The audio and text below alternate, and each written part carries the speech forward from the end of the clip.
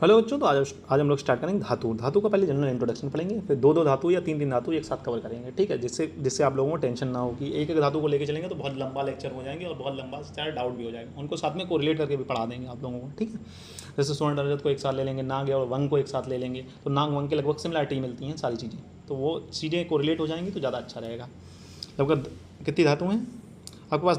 8 धातु हैं। 8 को मैं 4 लेक्चर में कंप्लीट कर लूँगा। ठीक है, उनका कोरिलेशन भी साथ में बता दूंगा आप लोगों को, तो थोड़ा इजी रहेगा आप लोगों के लिए। ठीक है, धातु की निरक्ति। धातु लोहान इति मता सोआपी कर्ष्यात वाची, मतलब लोह शब्द में लू धातु से बना है, खींचना, जो रोगों को खींच कर बाहर निकाले उसे धातु कहते हैं। ठीक है, बाली बलितम खालितम काश्य बल्ल जरा आमय निर्वाते ददते देहम निर्णांत धातु मता, मतलब बाली अर्थात झुर्रियाँ, पालित माने बालों का असमय पकना, खालित असमय बालों का गिरना, कृष्टता आबल मतलब दुर्बलता तथा जरा रूपी विकार को दूर करके जो देह को धारण करते हैं उन्हें धातु कहते हैं। तो धातु की संख्या व वर्गीकरण, तो इसका श्लोक आपको परिभाषा प्रकरण में याद करा चुका हूँ। तो मैंने कहा था कुछ श्लोक में आपको 10-15 श्लोक बताए थे, याद करने ही पड़ेंगे। ठीक है, उन्हीं को मैं बार बार रिपीट कर रहा हूँ, और जिन्हें नहीं याद करें वो यहाँ पर याद कर लें, अभी देर नहीं हुई, याद कर सकते हैं। शुद्ध लोह कनक लक्षम, भानु लोह संसारम, पोती लोह द्वितीय मुद्दम, नांग वंग अभिधानम, मिश्र लोह तृतीय मुद्दम, पित्तल काश बर्तन। मतलब शुद्ध लोह में क्या कहता है?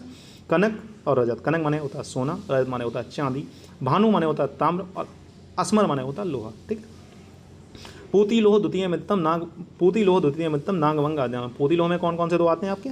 नाग और वंग। मिश्र लोह तृतीय मुदितम, पित्तल काश वर्तम। मिश्र लोह में कौन कौन सा? पीतल, काश और वर्तम आता है। ठीक है, यशद को मिश्र लोह में भाव प्रकाश ने रखा है। यशद को किसने रखा?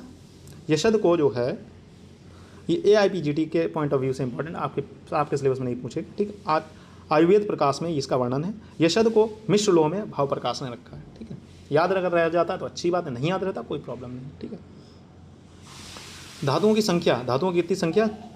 64 है। धातुओं का सामान्य वर्ण क्या होता है? स्वर्ण पीत वर्ण, रजत श्वेत वर्ण, ताम्र रक्त वर्ण। ठीक है, ताम्र जो होता है आप लोगों को पीला लगेगा लेकिन रक्त वर्ण का होता है। ठीक है, यहाँ पर बच्चों को डाउट उठता है।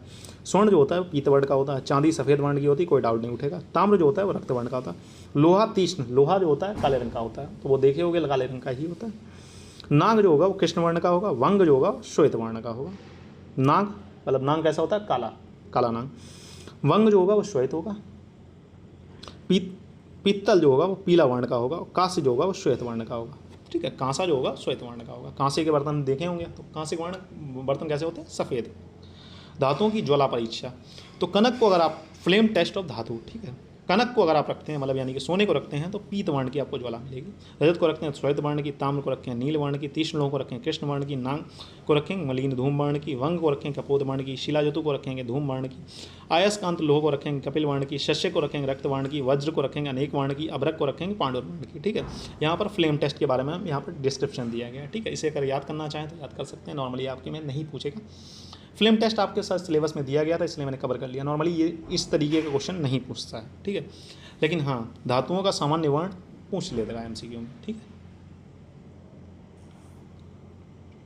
धातुओं का सामान्य शोधन का श्लोक आपको पहले ही याद करा चुका हूँ, तो जिसको नहीं याद है वो यहाँ पर याद कर लेगा। तेले तर्के गवाम मूत्रे हरनाल कुलत्थिजो क्रमात् निषेचत्य द्रव्यम तप्तम द्रव्य द्रव्य तो सप्ताह स्वर्ण आदि लोह पत्राणाम शुद्धरेशा प्रशिष्ट थे। स्वर्ण रजत ताम्र आदि लोह पत्रों को तेल तथा तक्र गोमूत्र अरनाल तथा कुलत्थ को आदि में प्रत्येक में से किसी एक में 7 बार तप्त कर बुझाने से शुद्ध हो जाते हैं। इसमें से कोई भी आप एक ले सकते हैं। ठीक है, कौन कौन से हैं? गोमूत्र ले सकते हैं, तक्र ले सकते हैं, अन्नाल ले सकते हैं, कुलत्थ क्वाथ ले सकते हैं। भस्म का वर्ण, तो ये वाला श्लोक भी आप लोगों को याद करवाया था जब मैंने पढ़ाया था। ठीक है, परिभाषा प्रकरण याद कर लिया होगा तो अच्छा है, नहीं तो इससे MCQ आता ही। स्वर्ण चंपाक वर्णम कृष्ण तार ताम्रयो काश्यम दूषण वर्णम स्यात् नाग प्रवाद वंग शुभम इति तीक्ष्णम जम्बू फलो उपम अभ्रक च इष्ट का वर्णम स्यात् धातु वर्ण निर्णय। ठीक है, इस श्लोक को दिया योग रत्नाकरण। स्वर्ण जो होता है वो चंपक वर्ण का होता है, रजत एवं ताम्र कृष्ण वर्ण का होता है, काश्य दूषण वर्ण का होता है, नाग जो होता है वो परावत जैसा होता है, वंग जो होता है वो श्वेत वर्ण का होता है, तीक्ष्ण लोह होता है जम्बू फल के समान यानी कि जामुन के फल के समान होगा, और अभ्रक जो होगा ईंट के चूरे के समान होगा। चंपक वर्ण मतलब चंपक वर्ण का होगा, कृष्ण रजत एवं ताम्र कृष्ण वर्ण का होगा, काश्य दूषण वर्ण का मतलब धुएं के आकार का, पारावत मतलब कबूतर जैसा होगा, यहाँ पर पारावत का कबूतर जैसा लिया गया। वंग जो होता है वो श्वेत वर्ण का, तीक्ष्ण लोह जम्बू फल के समान मतलब तीक्ष्ण लोह होता है जम्बू मतलब जामुन का फल जैसा जिस प्रकार का होता है, बैगनी रंग का उस प्रकार का। अभ्रक जो होगा ईंट के चूरे के समान यानी रेड इन कलर होगा। ठीक है बच्चों, फिर मिलते हैं नेक्स्ट लेक्चर में, तब तक के लिए हैव अ नाइस डे, पढ़ते रहें, मस्त रहें। ठीक है, अगर कोई समस्या उठती है तो आप कमेंट करके पूछ सकते हैं। ठीक है।